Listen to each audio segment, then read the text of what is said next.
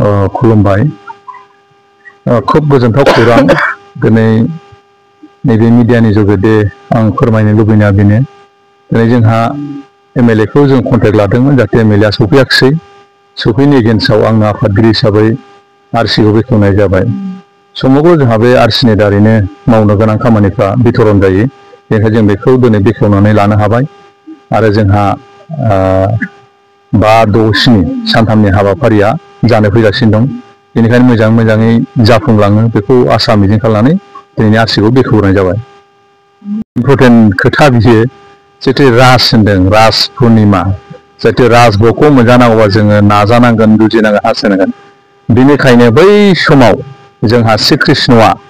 1600 गप-गपनि जाय खोथाखौ जोङो मिथिस'वा बुजिस'वा समनिफ्राय खोनादोंल' नाथाय बेखौ जोङो कचबिहारावहाय राज पुर्णिमा राजमेला होननानै मिथियोमोन नाथाय बर'फ्रा दिनै पुर्णिमाखौ मानो खुलुमो बिनि गुमुरखौ मिथिया अमाबस्याखौ मानो खुलुमो बिनि ओंथि मिथिया जोंबो मिथियामोन नाथाय जोंहा बिनि सिगां लोखि फुजा जोंहा 28-29 बोसोर जाबोबाय बिनि उन जोंखौहाय होसोबाय थादों नैबे राज पुर्णिमाया बेनिफ्राय जोङो सिन्था सरसा खालाय दिनै जोङो 10थि खेब खुंनो हाबाय नाथाय खुब गौरबनि बाथ्रा बियो जे क'क्राझार डिस्ट्रिक्टआव जोङो बर' हिसाबै नैबे जियागुरियावल'नो बे राज पुर्णिमाखौ खुंनो हादों आरो दिनै जों 10थि खेबबो खुंनो हाबाय बेनि थाखाय जों गौरब मोनदों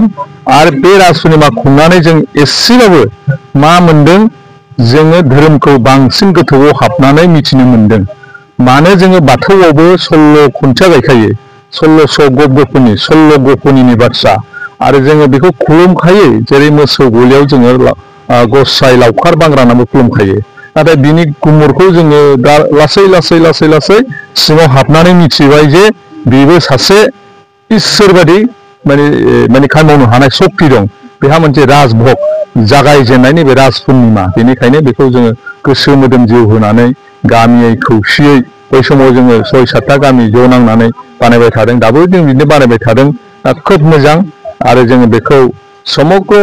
ओनसोलनि रायजो राजा जाय बिथांमोनहा फैनानै सिबिफैनो खुलुमफैनो मान लाफैनो बिनानै लांफैनो हागोन धो लांफैनो हागोन सौथि लांफैनो हागोन आरोबाव जोंहा फुजारि दं फुजारिया खिथागोन बिनि सक्तिया मा बिनि गुना मा बिनि रहस्यआ मा बेफोर गासैखौबो मोनदांनो हागोन आरो मिथिगोन आरो रायजो राजानिसिम बेनो खावलायनो लुबैदों जिहेतु जोङो सानथामनि हाबाफारि लादों नालाय जोंहा मोनसेया जाहैबाय जोंहा मोनाबिलि हारिमु बे हारिमु बादायलायनाय दंखायोखा बेखौ जों बोसोरै होबोबाय थादों आरो होलांबाय थागोन लोगोसे जोंहा बेवहाय जोंनि बे बुधबारनिफ्राय जों थिसनबाय ओइदिननिफ्रायनो जोंहा मोजाङैनो फांसन बादायलायनाया दिनैनिफ्राय जागायगोन आरो किसुमान जोंहा नियम बायदियै जोंहा दखानफोर दङ साहा पानि बायदि रोखोम मोननाय दखानफोर थागोन